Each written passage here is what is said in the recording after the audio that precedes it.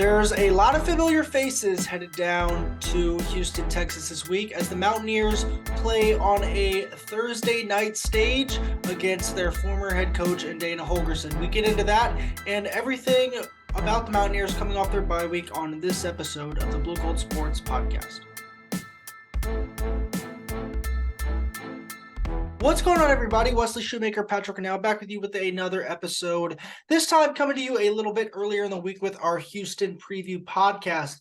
It is Tuesday, October 10th. The fall chill is here in the Morgantown air. However, Mountaineers are heading south to face Houston. Couple notes before we get going. Mountaineers coming off a bye week. It's a mini bye, so is Houston. Big 12's nice where they give you the bye before you play a Thursday night game. It's always been that way. Good on good there. And then also, obviously, there's the Dana storyline. We'll get into that later. And then overall, the Mountaineers kind of just getting healthy and hoping for a big game and a big spot here this week. So first things first, Patrick, just your overall thoughts on Mountaineers getting a much-needed bye week. I know it's been a minute since we've been doing this. We had fall break here in WVU, and we both went places. So just your overall thoughts on the bye week and then what you expect for Houston this week. I think the bye week was desperately needed, especially after the TCU game where you just had injury after injury throughout that whole game. But now coming off the bye week, you're going into a Thursday night game against Houston. A lot of familiar faces, both on the field, on the coaching staff. But a much needed bye week for those players, especially this team in general. You could kind of see dudes just kind of getting beat up left and right, dropping like flies. Obviously, there are the big injury concerns, but we'll get into more specific injuries later. But for guys like CJ Donaldson, who carry a big workload on this team, he just looked not fully himself. While it's also important to note that Aubrey was one of his good friends, and Trey Lathan was his high school teammate and really close friend on the team. That's something that could have affected him. However, it's still worth mentioning that he was not himself.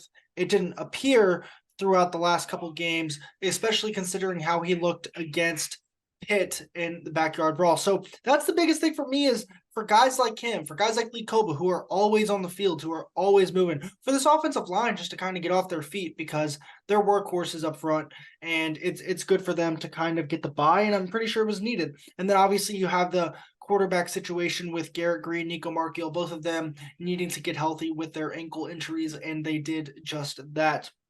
So moving on. The big storyline is what we're going to get into. Is it a big storyline? Is it not? It is the return of Dana Hologorsen, sort of. Mountaineers head to Houston. Hologorsen has been with the Cougs since Neil came in, since Dana left.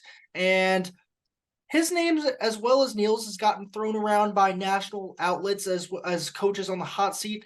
They're in a tough spot right now. They are 2-3 overall, 0-2 in Big 12 play. But also that group of 5 to power 5 transition, especially in football, is kind of tough. They have some dudes certainly on offense. Their offense is a Dana-esque offense. But let's just start here. Houston has 4 former players, 2 players that were on this team last year, and Tony Mathis and Michael Laughlin. Those are going to be the most familiar names for Mountaineer fans. The other 2 are Noah Guzman and Sam Brown. So those guys were here 2019, 2020 areas.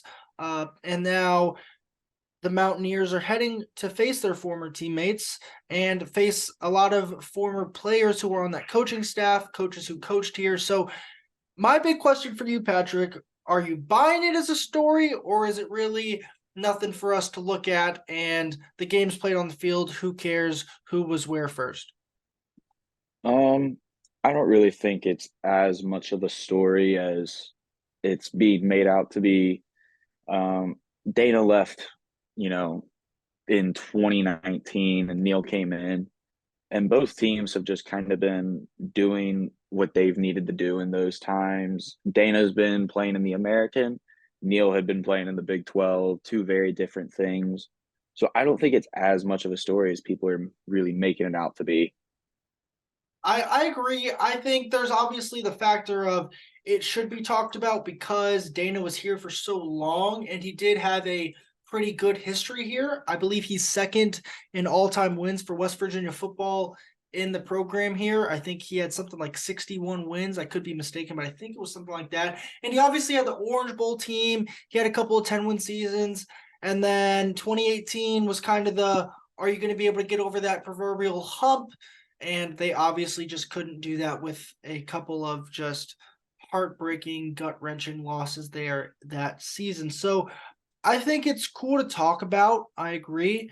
I just don't think it has much of an impact on the game. I think, heck, you could say the rivalry game between West Virginia and Pitt, there's more of an effect on the field because of things that might boil over. I just don't think there's that level of tension or bad blood from either side, really, for anything to boil over to on the field effect. So I'm not really buying it as a story for the game itself, but I think it's something that should be talked about because one can argue history should always be talked about, and that is history. And so why not bring it up when it's relevant to both places? Yeah, it's good. Dana has, for West Virginia fans, there's been animosity towards Dana for how he left, when he left. But for Dana, he's never said anything bad about West Virginia. He's never tried to come out and, knock on the team for anything. He's always just been talking very well about the team, talking well about Neil Brown. So on the field, I don't think it'll be anything. I think if the game were in Morgantown, it might be a little bit of a different conversation. But with the game being in Houston, I just obviously talk about it, but I don't think it'll be as big of a deal as people make it think it will be. Yeah, agreed. He really hasn't said anything bad. Obviously, there's been a couple subtle comments. If you just know about it, you know about it. And I don't think there was really necessarily a shot taken. I think it was just more of him voicing his opinion and not necessarily trying to take aim at West Virginia. But either way, let's move on to Houston, who they are as a team. Breaking down their schedule, they are 5 games in, just like the Mountaineers, 17-14 win over UTSA, 43-41 double overtime loss to Rice, then a 36-13 loss to TCU, 38-7 win over Sam Houston, and then a 48-28 loss to Texas Tech, where I think at half it was 35-28 Texas Tech, which is just a lot of points. And that's what this Houston offense does, is they score the ball like crazy. Texas Tech quarterback transfer Donovan Smith is their quarterback. 74% completions, 1,300 yards, 9 touchdowns, 3 interceptions. Also has 55 carries for 162 yards and 3 touchdowns. He's their second leading rusher after you take into account the yards lost. However, he has the highest gain total on their team on the ground, which is important to note. A couple running backs here: Parker Jenkins, Stacey Sneed, solid numbers. Tony Mathis, we'll mention him. He doesn't get as much play as he did here last year. 23 carries, 111 yards, 3 receptions for 22 yards. And then let's just go down the receivers.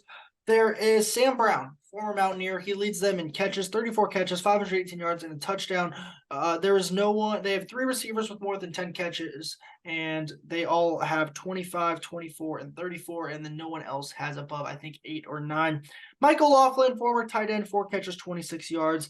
They also have a pretty good defensive line. They're getting after the quarterback pretty well. Nelson Caesar, he leads the Big 12 in sacks a game, 3rd in total sacks. And then Malik Fleming on the back end, as well as Isaiah Hamilton, both are top 10 in the Big 12 in interceptions. And just seeing how they kind of stack up numbers-wise, ranks-wise in the Big 12, their offense is scoring just above 27 points per game, which is 10th. Defense giving up almost 30 points per game, which is 13th in the Big 12. Rush offense is 10th. Rush defense is 12th. Pass offense is 3rd. That's a big key for the Mountaineers. Pass defense is 12th. Just looking at the numbers there, 3rd down conversions, they're pretty good, 46.1%, which is 5th in the Big 12. However, if you get them to 4th down, they are pretty bad, 2 of 12, 16% on the year, and that is good enough for last in the conference. So there's a general breakdown. I think something's happening in the Orioles game, if you can hear that from my roommates, but general breakdown of the Cougars. My overall thoughts is if you can stop their air attack or at least limit it, you're going to have a great chance to win this game. I think their defense is going to give up points, but I also think you're going to have to play them a little differently. You're going to have to move the ball around, not just go ground and pound, do a little bit of what we saw against TCU there with the downfield throws, getting people going across the middle, getting action going on the sides, but also getting Garrett Green mobile and active too. I think he's going to be the healthiest he's been since Duquesne, and we saw what he was against Duquesne. Obviously, it sucked that he got hurt when he did against Pitt because everyone around that building, including head coach Neil Brown, says that's when he was kind of getting into a rhythm there. So for me, it's how will Garrett Green respond? How will he do with a good, nice long break? And how will he kind of carry this offense, which, as I think is a well-known fact, kind of needs to pick it up and back up this defense?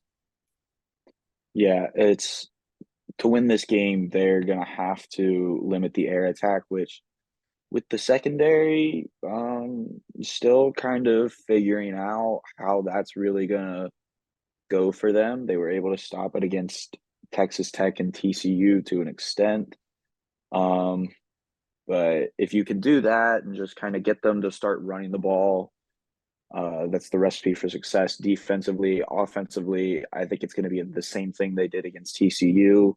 Little less ground and pound, but try and establish the run, but definitely get the pass game going just so you're able to flip through both. Then you have Garrett at his healthiest, be able to scramble. Um, but for those, if they can get those things done, they'll have a really good shot at winning that game. Yeah, Houston just doesn't really want to run the ball at all. They are a very pass first, pass oriented team. I mean, everyone knows what Dana's offense was. It was a let's get the ball out quick, let's get it in space, and then bigger things open up off of that.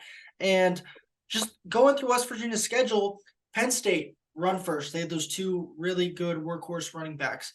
Pitt, they couldn't throw the ball. We all know that. Texas Tech, the way they played, they wanted to run the ball first too. And then TCU, they had the quarterback run kind of be the focal point of their offense, and then they built everything off of that. So the Mountaineers have have not faced really a true pass, air raid, pass attack like they're going to face against Houston. And so I'll go first here. Is this a concern for this West Virginia defense? I think against TCU, we saw a lot of missed tackles. Obviously, the dropped interceptions. It could have been a much different ball game if you just catch one, two, three of the. It seemed like a dozen opportunities. It was really closer to six, I would say, but it just seemed like at every point you would turn your head, there was a chance for someone to get an interception. And so that's got to be cleaned up, especially on the road here. And also, you're going to have to tackle in space against these guys. And I'm curious to see how this coverage is going to hold up, especially if Aubrey Burks is not able to go. My gut feeling is it says he doesn't play. It's hard mentally to just go right back out there in your next game after what he did. He's listed as questionable. We'll get into injuries in a second. But is Houston's offense a concern for you this week, Pat? I think so. I think I think the pass game is going to be a real concern. We keep saying every week, this will be the week where we're really able to figure out what's going on with this team. I think so far we've nailed down just about everything we can with this team except for pass defense. Um, so that's going to be a concern. But as long as you're able to stop that, and again, same thing it was in the Pitt game, same thing against Texas Tech, TCU, you cannot have the picks where after the game you say, oh, that should have been a pick. You against a team that throws the ball as much as Houston does, there cannot be the should have picks again. There has to be just the picks. I kept thinking to myself at that TCU game, which one's going to come back and bite this team? Which one is going to Mm-hmm. come back and hurt this team? Because it was opportunity after opportunity. A couple of them were walk-in touchdowns if you just catch the ball. And then they end up getting the ball back to the offense, but the offense can't really do anything with it. And you're like, oh my gosh, defense, just make that one final play, and this game is over. They did making the final play. It was in a different form with the two blocked field goals, but for me, it's just like you have to take advantage of those opportunities because they don't come around so often. And when you have a team like Houston that throws the ball as much as they do, there will probably be those opportunities and there will probably be those chances for interceptions, but you've got to take advantage because if not, they'll make you pay. And it's also, for me, interesting to see Jordan Leslie this week. He had a thing where he talked about there were 3 missed assignments into 3 touchdowns. And for me, All three of those, if I'm not mistaken, were kind of simple crossing patterns across the middle, just house calls. And that that can't really be a good thing. Obviously there was the quarterback rush touchdown, but I think the 4th and 2, which ended up being a touchdown, there was another one, and then they just seem to be going to the middle of that defense all night. I want to see if there's adjustments or if those were truly just misassignments and this defense can account for that, or how that changes. Because I mean, we saw it with in 2018 with David Sills and Will Greer. Like, they love that little slant on this type of offense. And obviously it's not the exact same offense. Coaches change, personnel changes, but you get the gist. And this defense is going to be put to the test. It's going to be hotter than it here is in Morgantown. Cramps will certainly be an issue, I would imagine. It's not going to be the most hostile environment either, like TCU was. So you have to kind of get ready and get yourself going. And I think it is a concern, like you said. Yeah. The environment, it'll be similar to the TCU, I think. Thursday night humidity. The crowd definitely will not be as hostile just because we play TCU every single year. West Virginia does. This is, I don't know if they've ever played Houston Nope, before. this is the first ever matchup between West Virginia and Houston. Yeah, so there's not going to be much hostility. But I think just the environment shouldn't play much of a factor. You are going to see the cramps though, just heat, humidity. Hopefully there aren't guys dropping like flies like there were against TCU, especially after a bye week. Yeah, let's talk about guys who dropped against TCU. Obviously, Trey Lathan done for the year. That's probably the last time we're going to mention his name on any sort of injury report. But a couple of offensive line fixtures that West Virginia could be without. Tomas Remak, your left guard, he is out. Wyatt Milam, who was poked in the eye, he is considered a game time decision. And then, as previously mentioned, Aubrey Burks, he is questionable. So if Milam can't go, that really throw things into a little bit of a blender on that offensive line. Right now, I'm assuming your starting right guard, Brandon Yates, is going to shift over to left guard, and then Jaquay Hubbard will fill in at that right guard spot for Yates. And then if Milam can't go, it will be Nick Malone. But then you're kind of looking at your depth, and you're like, whoa, we got a lot of freshmen, sophomores, guys who haven't really been game tested yet. What's going to come of that against a pretty solid Houston defensive line who can get after the passer? However, one thing to note, Houston is not great against the run.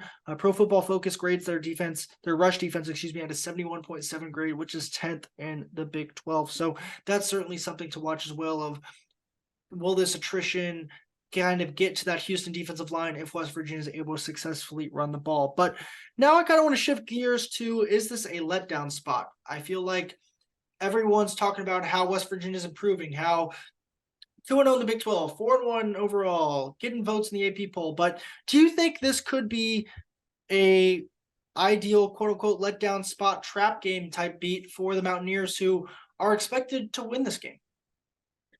Um, I think it can. I think it could fall under a trap game. I think there's a better bet at a trap game for them being the Oklahoma State game after this. I feel like that's looking more like a trap game than this one is, especially as the season's gone on. Um, it's hard to consider this one a trap game just with a Thursday night away game, prime time. I don't really know how much of that I'd consider a trap game, especially just looking at the way Houston's been this year.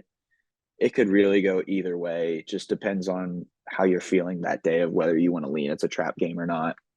Yeah, to me, this kind of seems like your very stereotypical West Virginia letdown type of night. Thursday night, they're supposed to win. They go on the road and they just don't have their A stuff. And that to me worries me a little bit, because this is not a game you can afford to drop if you really want to stay in this Big 12 title conversation heading into the rest of the month of October. And that's scary. I do agree that I think the night game aspect helps, even though it will be 6 o'clock local time in Houston, but it's a tricky spot. It's a tricky spot to navigate. They've got to find now self-motivation, but they also at the same time have to deal with winning. We've heard so much of how they can motivate themselves. 14th, pick 14th. Oh, they're supposed to beat us. They're supposed to beat us. They've been underdogs in their last two games. They won them both outright. here they are now a favorite on the road, supposed to beat a team. How do they handle success is the big thing I'm looking for.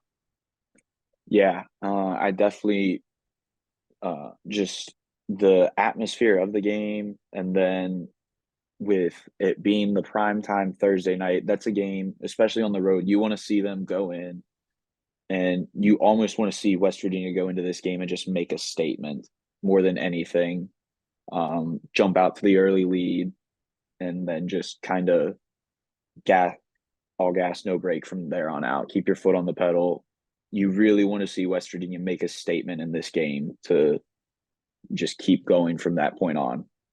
Yeah, I agree. I think there's two ways this game goes. I think you beat Houston by a lot and you prove to everyone that you should be a top 25 team come next Monday, or hey, Houston hangs around and you are way more nervous than you should be at the end of this game, or you fall on the losing end of things. So that is a good segue into our picks portion.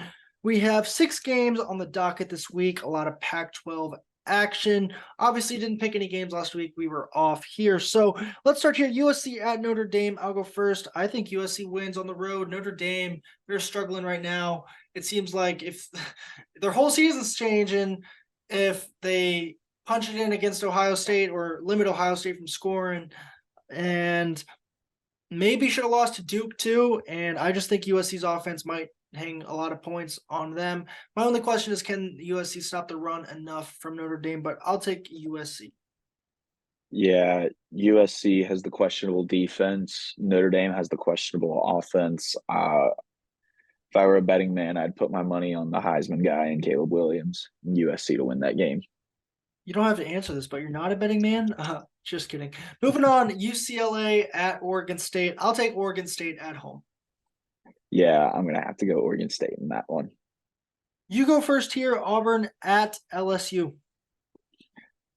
Um, I I'll go with LSU. I think Brian Kelly kind of bounces back this week. I'll go Auburn. I know they kept it pretty close with Georgia there for a little bit, and I haven't seen enough from LSU's defense to show me that they're promising quite yet. Miami at North Carolina. Oh, I'm glad we are not Miami Riders because that would be a mess. But give me UNC at home. I think they're just too good. Yeah, I'm gonna have to go North Carolina. Oregon at Washington, game of the day. I was just in Oregon. I'm gonna take the Ducks. Let's go Ducks. I'm gonna take Washington. Michael Penix Jr. You ever heard of Bo Nix, buddy? And then our game, West Virginia, Houston, and a little bit of a why. I'm gonna go West Virginia wins this game. I'm gonna say 34-24. I think it's kind of close early. I think West Virginia kind of takes a pretty good lead, and then Houston just kind of grabs a touchdown late. I've got faith in this offense, and at some point they're either going to show up or they're just not going to show up all year. And now's your time to, if you're an offense and you want to get right game, this is your get right game. It's against the Houston defense, which has struggled. So I'll take the Mountaineers covering the 2.5, whatever it is right now, and I will take them winning 34-24 over the Cougars. I've got West Virginia winning this game 35 to say 21. I think I think this is the game where the offense does get right. I think this is the game you're going to see West Virginia score more times through the air than you do on the ground. And I think they're just going to be able to contain Houston a little bit better. I'm interested to see if Devin Carter will get a touchdown this week. That is my player to watch. So yeah, that's just a side comment, but if you made it this far, we do appreciate you listening. I'm Wesley Shoemaker, joined by Patrick Reneau. Keep it locked on BlueGoldSports.com for all your West Virginia sports content, and this is the Blue Gold Sports Podcast.